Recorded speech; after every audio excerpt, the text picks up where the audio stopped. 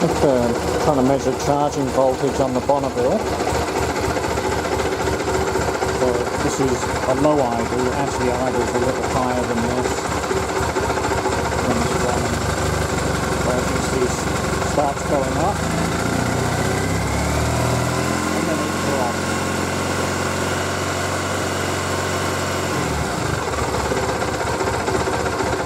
drops. So I'm just charging up the battery. I just wanted to point out something. This is a lead acid battery, and this is an old lead acid battery charger using 2 amp range, and as you can see the amps are dropping pretty quickly. And what happens with the battery is the battery's charging up and the voltage slowly rises, and it just keeps going up and up and up. And with the old style battery chargers, this voltage can actually get up to around 15 volts, which for a lithium iron phosphate battery, which I'm thinking of converting to, is going to be a bit too high. So you can't actually use these old style battery chargers with the voltage gets too high on them. And you definitely can't put them on as a trickle charger. So just wanted to point that out.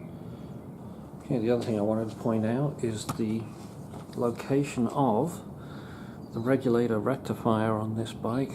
This is the Bonneville, so they put it here right in the front fork. It's an old shunt style, so it needs all the cooling it can get. The wires go from here up into the headlight shell, so the next step is going to be to remove this. I've got to take the headlight shell off so I can disconnect it. A lot of fun getting this thing back on, actually. There's a couple of screws in here, which I just get to, behind the horns. If you have a motorbike, the horn that comes with it is really wimpy. I highly recommend these Stebble dual horns. You can fit them almost anywhere. You can put the relay that you need to drive them where the old horn used to be. Okay, it screws out. Now just pull off the headlight shell. Came off easy, didn't it? Yeah, put it back on. What a pain. I'm just going to disconnect the main headlight, and then I'm going to take these 2 off. This is for the parking light.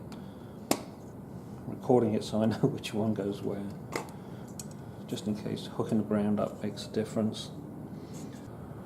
And as you can see inside the headlamp shell, it's just a maze of wiring connections. I guess it's a really good place to hide them. Okay, this is the one we're going to be taking apart. I'll just peel this back a little bit, not too far, I don't want to break it off. That horrible little electrical keep it closed thing is on the back, so I'll work on that. Right, so here's the connector off. As you can see, it's greased up on both sides, just to stop the stuff corroding. So all I've got to do now is sneak this thing out of the hole that's in the back, where all these other wires are in the way, and try and get this giant connector through that tiny hole. Yeah, that'll be fun. Yeah, so I was able to push that connector out. Now I'm just going to remove the old unit. Pretty low torque. Just needs to hold it in place. This is a 8mm head. What's that on here? 5/16. I believe that's right around the same size. So 2 of those to take it off. So this is the Triumph OEM unit right here, all potted in on the back, so you can't see the electrics. This one's probably potted in too. They put this nice little aluminum cover on it. I did check the bolt spacing and it is going to fit. Just a couple of other things to note. I see the voltage set point here is 14.5 to 14.8. In the future, when I'm thinking of putting a LiFo battery in here, that may be a problem. That may be too high of a voltage for quite a few of those batteries. I really need to do something on the batteries, but this will go in. These wires are quite a bit bigger than the old wires of the Triumph unit. Plug's the same. All I've got to do is grease up the end now and make sure it's nice and greased so it doesn't corrode. we get good electrical contact, and I'll see if I can get that thing back in. And as you can see, I'm having a wonderful time getting this white connector in with all the other wires in place. It's really hard. They must do these as a bundle, chuck it through. A little hard getting that one back in. One of the other little things I like to do with the bolts on this is when I take them out, they're always dry. I like to put a bit of grease on them before putting them back in. Stops them rusting in place.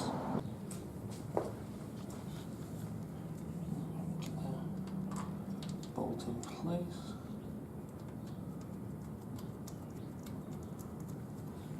Spread it up. It's got quite a bit of sideways slack. It's obviously a universal type thing, so I'll just make sure I get it nice and centered and tighten it up. Alright, so what I've got to do now is get this bad boy reconnected. Goes on this one. Can't do it one-handed. That's where it goes. And then I've got to sort this out, push all these wires away from the dome of the headlamp and get it all back together. Just putting the headlight back in. It's usually a little tricky. You've got to get all this bulb back into here. You've got to hook it on the top. Make sure the glass lines are vertical, if it will let you. And try and line up these screw tanks. It's usually tight on that thing. It hasn't gone in.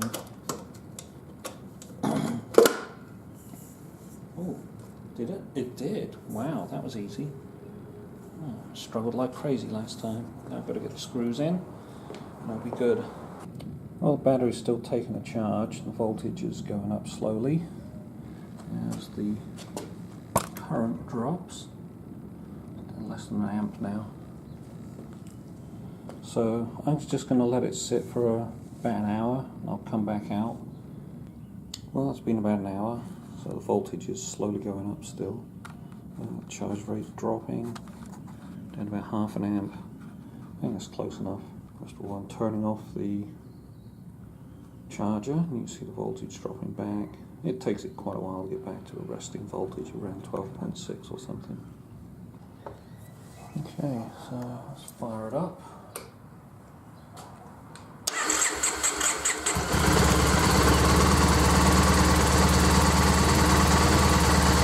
So at a reasonable idle, we're getting 13.9.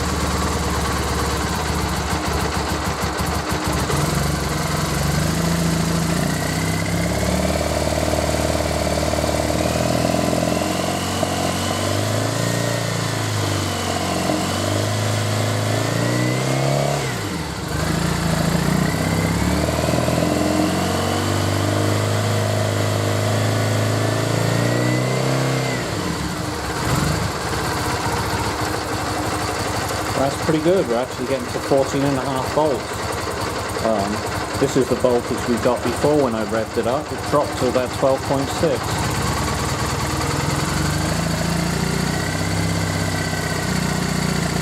That's good news. We've got some charging going on now.